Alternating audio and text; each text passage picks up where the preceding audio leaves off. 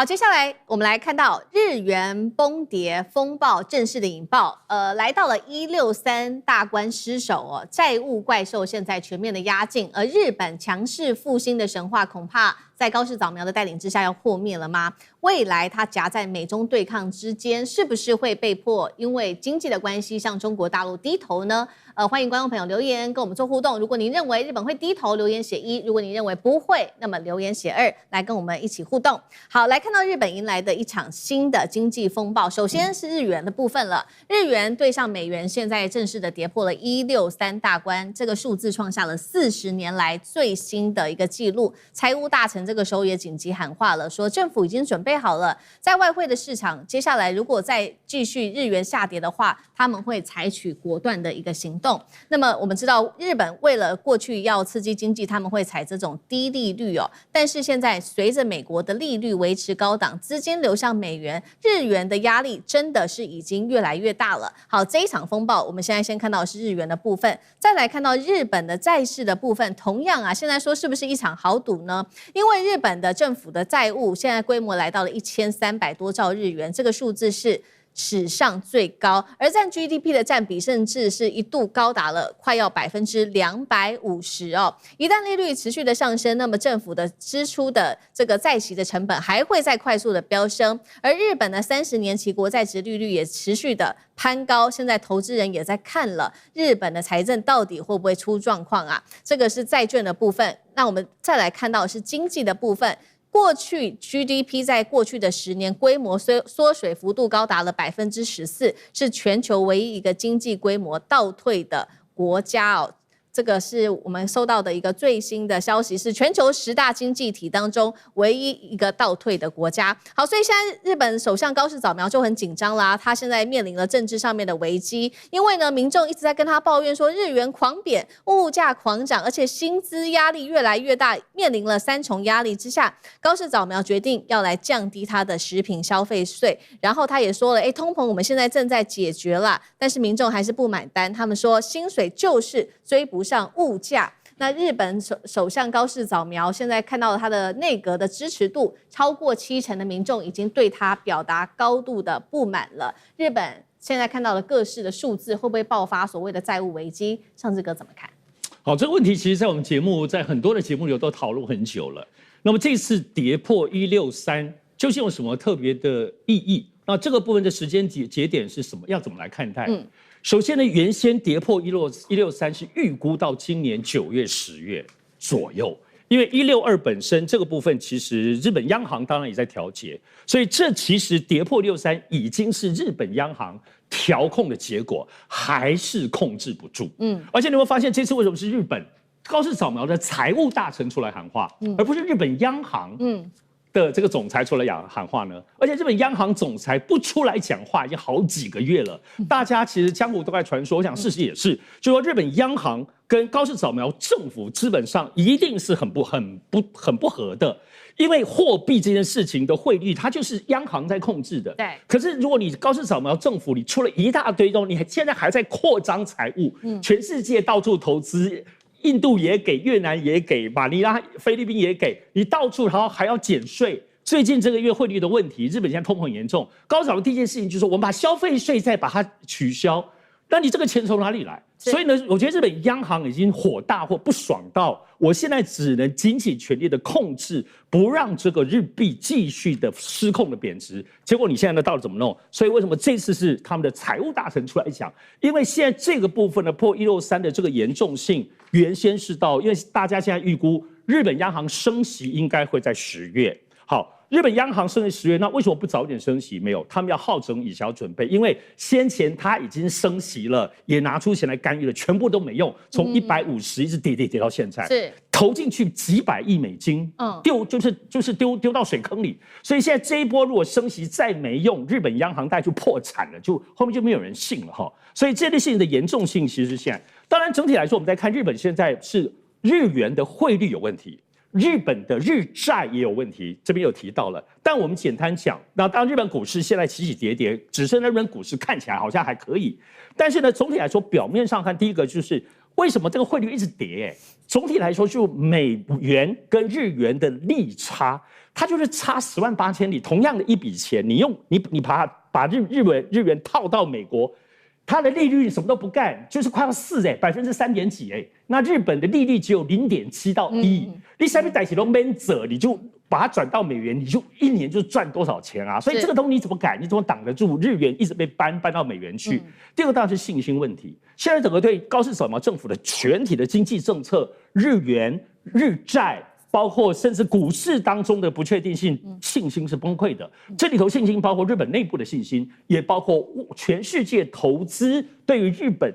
過去日元是一個安全的避風港。每次只要打仗，比如波灣動盪的話，日元就會升值，因為日元覺得日本經濟很安全。你看這一次美伊打成這個死去活來，日元簡直就是變成 nonsense， 變成完全沒有意義，再也不是過去的強勢、安全、安定的貨幣了。所以呢，這一次這個日元不只是163、16跌，而是整個日元在全球的信用是崩潰的。我們仔細撥開看裡面的幾個主要的部分問題，剛剛這是表面的問題，主要它裡面仔細看還是有什麼？日本的內部，因為對於日本的民眾來講，他也沒有進出口什麼匯率日債跟他沒關係，他感受的就是通膨。雞蛋什麼蔬菜只要是進口都已經到現在，從去年到現在已經貴1倍多了。這種叫做輸入性的通膨，因為你現在進口的東西成本非常非常高，所以日本的民众現在的不滿主要都是來自這裡，倒不是什麼他政策的對不對的問題，就是通膨這件事情。那這個東西其實會雖然是日本內部，可是它就是從日元的這個壓力來的。是第二個，其實當然就日債跟日本匯率這當中的這個糾葛。這個糾葛的影響性，它的後面影響性就是的央行，日本央行現在非常，它就是兩難，就是死結。它升息的話，哇，全日本所有的成本都墊高，大家都負擔不來，包括日本政府也要很負擔利息。可是如果它不升息的時候，日元就完全就都失控。那現在全世界的投機的錢套匯，透過日本剛剛講轉去美元還是很多。那全球的金融波動在這裡頭，那也是日本就跟着全世界還一起波動。這4大原因是我們來看日元現在的這個當中是一個無解的死結。好，所以現在看起来，包括日元、日債、日本的經濟，還有甚至到影響到日本的整個投資人對日本的信心都受到嚴重的打擊。那所以日本現在要不要救他們的經濟？其中一個目標是說，他們認為中國大陸是他們很重要的一個經濟夥伴，是不是在這個時候應該要趕快強化跟中國大陸的關係呢？尤其我們知道，中國大陸現在對於日本祭出的這個稀土戰，是直接打在日本的企業的身上，會影響到了日本的高科技產業啊、航太或者是汽車精密工業的發展。那對於日本的 GDP 的影響，現在預估全球稀土只要供應少80%，就會重擊日本 GDP 達到2.3%。現在的關鍵就是說，那日本想要跟中國大陸結交一個好的關係，但是11月份有沒有辦法跟中方的領導人，日本方面有沒有辦法跟中方領導人會到面呢？那中國學者公開說了，如果他們現在中國沒有感受到日本的在政策上面態度上有所轉變的話， APEC 11月份中方領導人未必會安排這個和高市早苗來做會面。那日本接下來他應該怎麼做呢？尤其是稀土現在被這個中國緊緊的掐住，大師怎麼看？對，這個稀土這個問題蠻嚴重的，因為它會把這些機械還有這一些這個汽車業會重創，因為它這個一個很重要的一個就是磁鐵的部分，日本現在沒有辦法製造。這個磁鐵沒有的話，這個機械還有很多汽車，甚至電動汽車很多東西大概都製造上會出現很大的困難。那它當然可以還是想辦法，可是它的成本會增加很多。成本會增加很多。另外就是說，稀土也會打擊到日本僅剩下的一些電子業啊，還有一些電子業相關的一些產業。那比如說6氟化鎢，那麼鎢沒有了以後，這個日本的這個光刻膠的部分，還有這個製造這個芯片很重要的這些氣體的部分這些可能都沒有辦法生產出來，所以在日本在某些領域還領先的這些產業會因為稀土的這個欠缺那導致生產停頓。那生產停頓的話，那一個連鎖性反應的話就非常非常嚴重。這個是日本現在無解的一個議題啊。他們雖然說啊，我在這個南鳥島，我在哪裡，我都找到了稀土，可是問題，日本專家講，要恢復到現在的這個供應水準的話，那麼你這些什麼南鳥島啊，這些加起來啊，10年以後都未必可以達成目前的水準，所以緩不濟急，遠水救不了近火。那日本基本上就是說，會不會因為這些情況，被迫重新調整對中戰略？那很難說。以高市早苗來講的話，還有高市早苗的支持者，還有日本的極右翼來講的話，大概不會動，因為他們認為是千載難逢的機會，日本一定要走向再軍事化的這條道路，因為過去日本再軍事化道路最大的障礙不是中國大陸啊，也不是俄羅斯，最大的障礙是美國。因為美國現在對於這個第一島鏈的戰略調整啊，放寬對日本軍事能力、軍事發展的一個限制。過去連武器打多遠都有啊，然後你軍隊你要怎麼使用，美國都有意見，現在都放寬了。所以日本認為就是說，這是日本國家正常化一個最重要的一個關鍵契機。所以中國某種程度上，我認為也不是說他現在有侵略中國的野心，只是說他要找到一個原因來快速發展他的軍事力量。所以呢，我想這個方向，日本想要走到他們所謂正常國家這一個方向，解脫作為美國的這個被美國怎麼樣佔領的一個國家來講的話，這個意願是很強的。所以我覺得他們會改變對中國戰略的可能性應該不高。好，所以那日本現在要走向這個再軍事化，它的速度會有多快呢？我們先來看到具体的一些動作，就是高市早苗確定會在今年的年底之前完成这個是安保3文書的一個修改，引發了外界的關注。尤其現在經濟不好，但是呢，日本的軍事上卻是快速的擴充哦。2026的國防預算達到史上最高，超過了9兆日元，佔 GDP 2%。重點來了，這個軍事的開支其實只名列在全球第3名，在美國跟中國大陸之後，所以這個軍費的支出是非常高的。將軍怎麼看？因為這個安保3文書就是安保3文件吶，這個就是國家安全保障戰略，第二個就是國家防衛戰略，第三個防衛力量整備計劃。這個3文書它要修，那你修的話，強調哪個？強調我反擊戰力，我們不讓反擊戰力薄弱啊。那你強調修了之後，反擊戰力有了，國防力那我就要錢啊，我要強軍啊，錢預算就要過來。